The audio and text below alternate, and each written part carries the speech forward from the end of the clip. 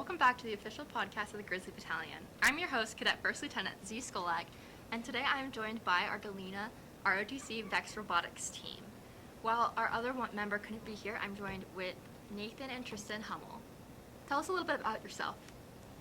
So I'm Tristan. I'm a sophomore at Galena, and I'm the coder and the driver of the robotics team.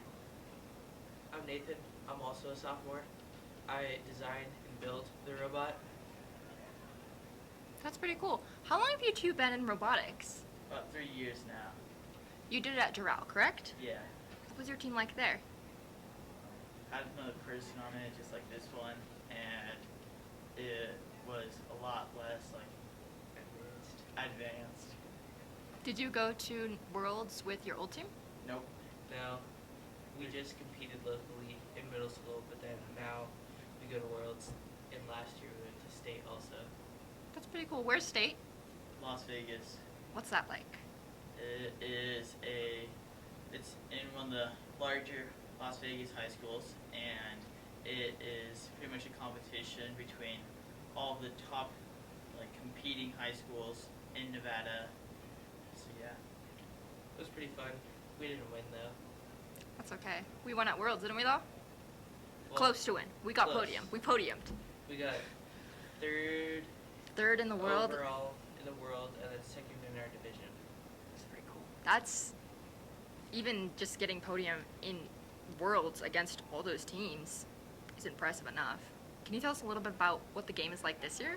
So this year it is like putting rings onto a post, you could say, and it's a lot harder than you'd think because you have to perfectly align the rings with the robot and try and perfectly place them onto the stakes.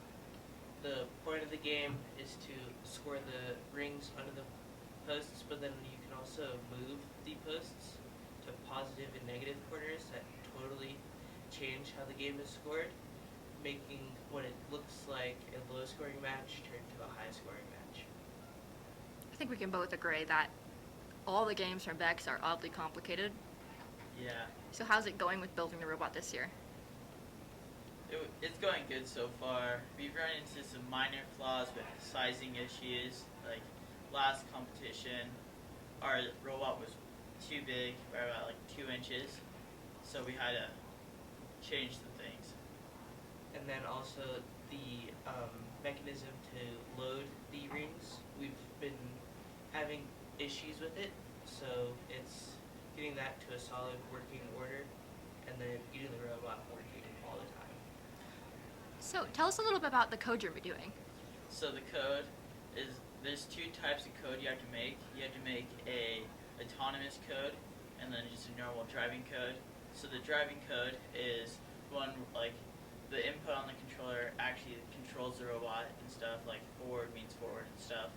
And then with the autonomous code, you cannot at the competition you can't drive the robot with the controller. It has to be completely coded on its own to do it completely autonomously.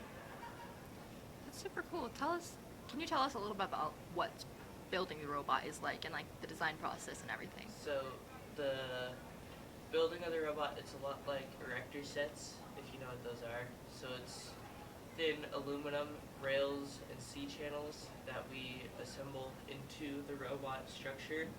And then there's electric motors that we use that plug into a centralized brain that is the computer of the robot that is then connected to the controller, which controls it all.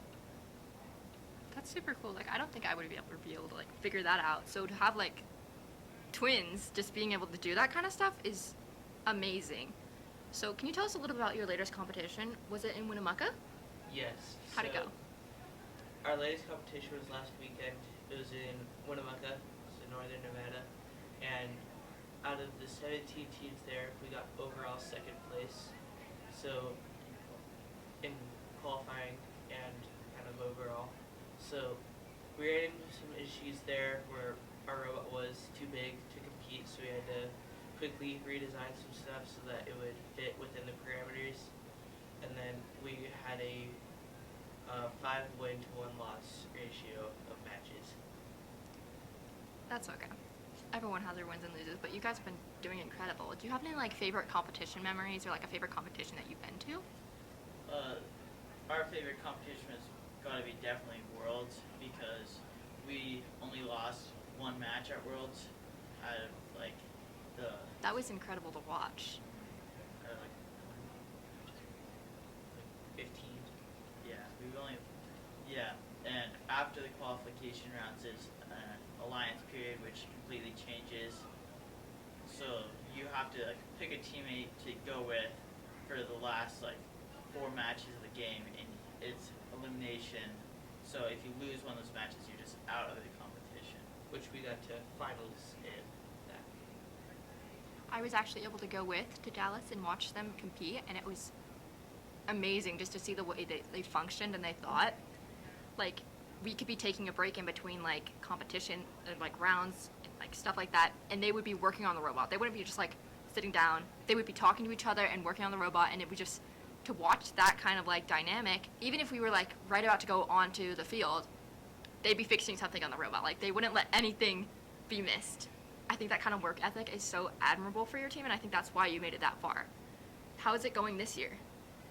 It's going good. We've gotten within like podium for all of our competitions, but haven't won yet.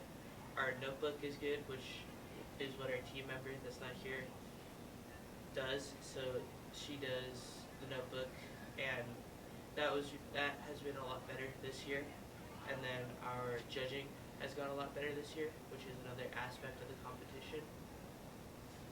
For example, this year we've won 2 like major awards for each like out of the 3 competitions we had.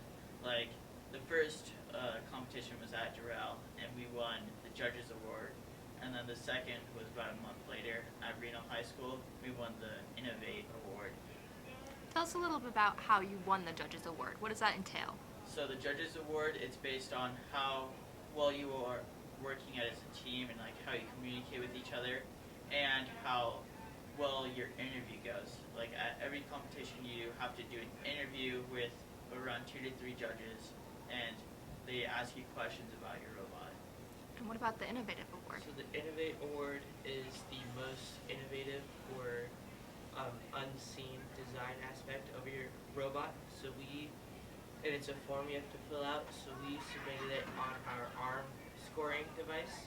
So how our robot picks up the rings and uses an arm to flip back and load them onto their bowls, while other robots use a conveyor belt that'll load it on and flop it on. So we won that award because our arm design was innovative.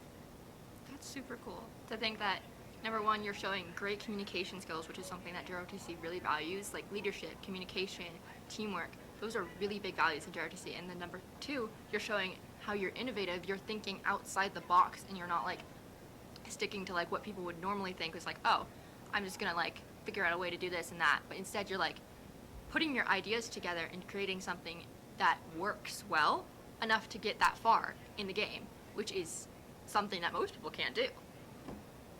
So what else do you want to tell us about Vex? Well, we kind of said most of it all, but it's a really cool program, and we're always looking for new people to join the teams. Yeah, and then we have 3 competitions left this year. We have San Diego at the end of the month, Doral at the start of next month, and then Worlds In May. Ooh. Gotta take lots of pictures, okay? Send pictures back. We'd love to see how it goes. I'm sure that you will do amazing. Thank you so much for joining us with our Vex Robotics team. We're excited to have you here. Next up, we're going to talk to one of our Galena alumni.